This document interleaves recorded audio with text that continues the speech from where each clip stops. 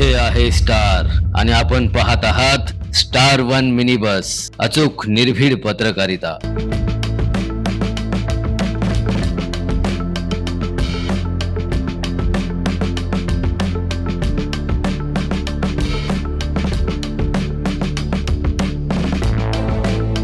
मिरज महानगरपालिकेच्या सांगली, मिरज आणि कुपवाड महानगरपालिका अंतर्गत असलेल्या मिरज हायस्कूल शाळेच्या पटाबाबत गंभीर आरोप करण्यात आले आहेत। स्वाभिमानी आंबेडकरी समाजाचे नेते डॉक्टर महेश कुमार कांबळे यांनी पत्रकार परिषदेत हे आरोप केले। डॉक्टर कांबळे यांनी सांगितले की मिरज हायस्कूलचा विद्यार्थी पट कायदेशीर नसून शाळेचा पट वाढवून दाखविण्यासाठी बाहेरील उर्दू शाळेतील विद्यार्थ्यांना शाळेत आणून बसविले जात असल्याचा आरोप आहे। तसेच शाळेचे मुख्याध्यापक राजेंद्र नागरगोजे हे मुख्याध्यापकापेक्षा राजकीय नेत्याप्रमाणे वागत असल्याचा आरोपही त्यांनी केला।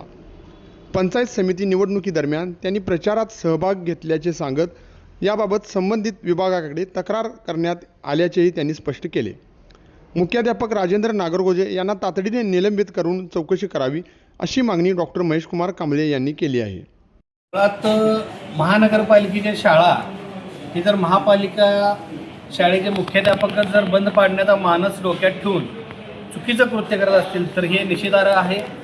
याचं कारण असं की 7 नंबर शाळा ही योगेंद्र थोरातांनी त्यांच्या कारकिर्दीमध्ये चांगल्या प्रमाणात एक मॉडेल स्कूल म्हणून एक आदर्श निर्माण करणारी शाळा निर्माण केली आणि त्या शाळेमध्ये 4थी नंतर ही शाळा पुढच्या 8वी पर्यंतची बंद पडणार आहे आणि तुमचे जी मुलं आहेत 5वी 6वी 7वी 8वी ती आमच्या मिरज हायस्कूलमध्ये पाठवा अशा पद्धतीचे कॉल तेली नावाच्या एक शिक्षक त्या मिरज हायस्कूलच्या त्या नागरगोजे सरांच्या सांगण्यावरून पालकांना कॉल करत आहेत आणि मी प्रशासनाला माझा एक इशारा आहे, स्मृती पाटील मॅडम तुम्ही या शाळा व्यवस्थापनाचे उपायुक्त म्हणून काम बघता, तुम्ही महापालिकेची शाळा टिकवण्यापेक्षा शाळा बंद पाडण्याकडे तुमचा कल जास्त असलेला आज आम्हाला संशय निर्माण झाला आहे। तुम्ही जर नगरसेवकांच्या किंवा इतर पदाधिकाऱ्यांच्या दबावाला भीती बाळगून जर तुम्ही असं काम करणार असाल तर तुम्ही स्वतः त्या शाळेचा चार्ज सोडून द्या। मिरज हायस्कूल जी आहे ती नामांकित शाळा आहे। मिरज हायस्कूलची परिस्थिती सुद्धा दिसतंय वेगळं आणि आहे वेगळं।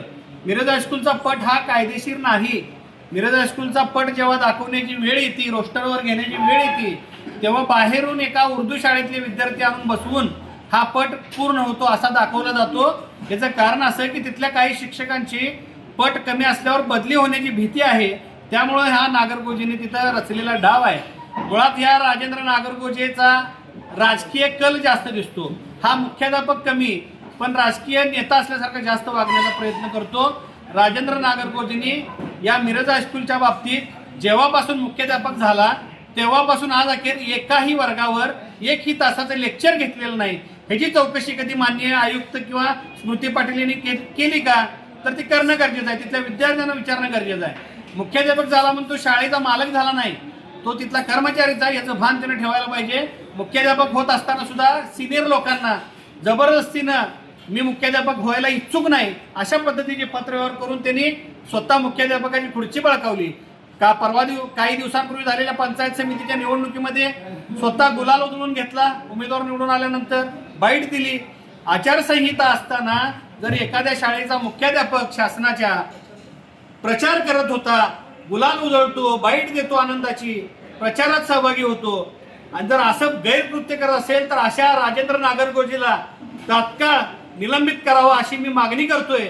अन्यथा येणाऱ्या 8 दिवसात ह्या राजेंद्र नागरगोजेला जोपर्यंत निलंबित केलं जात नाही तोपर्यंत तीव्र आंदोलन छेडलं जाईल असा मी इशारा देतो।